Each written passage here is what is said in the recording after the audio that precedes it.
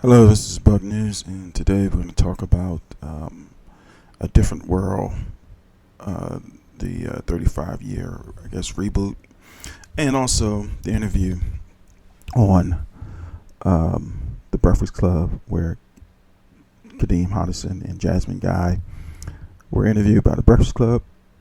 I don't know if you saw the interview, but it was I think it was probably one of their best interviews.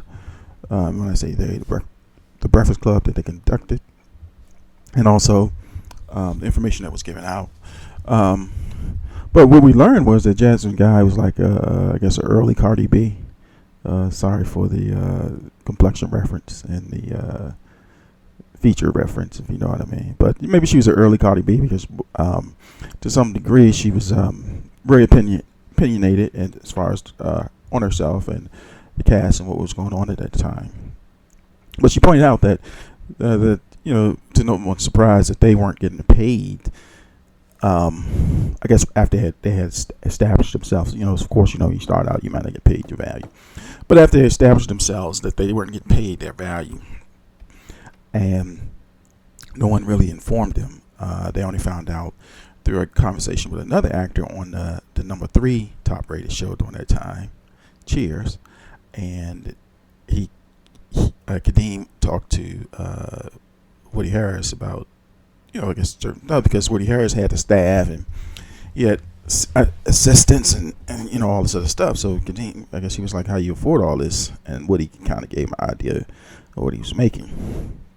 And at the time, I think they were just getting like 6,000, I don't know, maybe an episode or however they were getting that money. But it still was a big bump because Kadeem and Jasmine, well, Kadeem was riding a bike, and then Jasmine was just getting probably, I guess, staff pay, I forgot what it's called, or guild pay for whatever she was doing at the time. But they were just upset because NBC never treated them fairly, allegedly, and they gave examples. So one example was that, being that they were, number 2 rated show, that usually the actors or actresses, they get invited to different events and host different stuff, whereas they were never invited to any events. And then they also pointed out they had like 6 singers on the show that never got to sing national anthem, whereas Roseanne Barr, who can barely sing, got invited to sing the national anthem due to her successfulness on the show. So, but Jasmine Guy was very,